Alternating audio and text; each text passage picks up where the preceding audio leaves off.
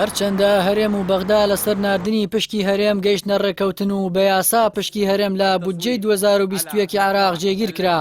بەڵام ڕێکەوتنەکە هێشتا مەرەکەی وشک نەبووتەوە، گرفتی بۆ دروست بووە، چونکە هەر لە سەرەتاوە دیار بوو کە جێبەجێکردنی ئەستەمە. ئەندامێکی لیژنەی دارایی پەرلەمانی عێراق دەڵێت نابێت هەرێم کار بە ڕێککەوتن بکات بۆ ناردنی بودجە و شایستە داراییەکانی هەرێم. پێویستە کار بە یاسای بودجە بکرێت، چونکە ڕێککەوتن هەرێم دەباتەوە قۆناغەکانی ڕابردوو. دیتنا من شاشیات وی بابەتیدا چێبووی ئەو بۆ گوتەوان 200 ملیارە ڕێککەفتن.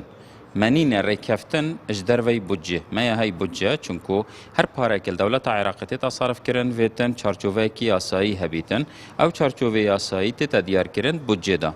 Lewa eger şîna gotbayê rêkkeftin gotbayê bo heyva êk û 2 û 3 û 4 û 5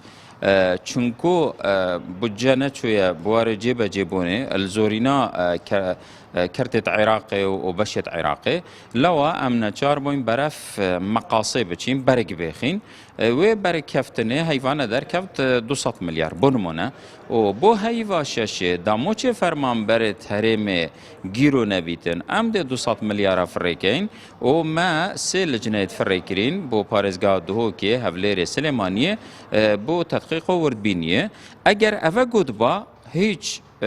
hevdijîl gel budcê nedbû yasa budcê bes ku bêjin me rêkeftina ka kirî û heyvane dê 200 milyar bû me ên mena wê gaz bilim bît nizm bît qîmeta somûyê hiç hesab bû nayete kirin dehatê navxweyî îtîhadî zêde bîtkên bît hiç hesab bû nehatiye kirin wê gavkê mena wê te yasa budcê piştgohavê etşiyan ev vadî bêjin û hiç arîşe tê nederdke. هەوڵی دوو حیزبی دەسەڵات لە جێگیرکردنی پشتی کورد لە بودجەی 2020 عێراق بۆ کورد و موچەخۆرانی کورد نەبووە، بەڵکو ئامانجیان تەنها ئەوە بوو خۆیان سربەخۆ نەوت بفرۆشن و عێراق نەتوانێت لە دادگاکان سکاڵا لە دژی هەرێم تۆمار بکات. لەو پێناوەشدا چوونەتە ژێرباری ڕێککەوتنێک کە پێیان جێبەجێ ناکرێت. چاودێرێکی سیاسی دەڵێت کورد تا داهاتی ناوخۆ و مەلەفی نەوت بە شەفافی نەخاتە بەردەستی عێراق هیچ کاتێک ڕێکەوتنەکانی لەگەڵ عێراق سەر ناگرێت. ئەو ڕێکەوتانەی کە لەگەڵ بەغدا کراوە هەرێم کۆمەڵێک پابندبوونی لەسەر بیکایەکێک لەوانە بێ بودجەی هەرێم ئامادە بکا و بینێرێ بەدەر لەوەی ئەوەی سەحقاقانەی کە پێویستە هەرێم تەسلیمی بەغدای بکا کە هیچی تەسلیم نەکردووە یان نەوت یان پارەی نەوت یان داهاتی خاڵە سنووریەکان دا بەغدا ئەوان پێ قبوڵ نییە چونکە پێیان وایە بودجەی هەرێمی کوردستان شەفافیەتی تیانە گرنگترین خاڵ لە بودجە ئەوەیە کا بێ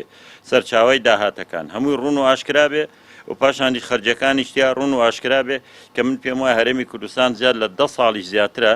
نەیتوانیوە نە داهاتی شەفاف و ڕوون و ئاشکراکەوە نە خەرجەکانی ڕوون و ئاشکرا بێ بۆیە پرۆسەیە سەرکەوتوو نابێ هەر لێرە سەرکەوتوو نابێ پێشەوەی بەغدا وەری نەگرێ و کێشەکانی باڵواسراوی هەردەمێنەوە. رابعة تصويت نعم تمت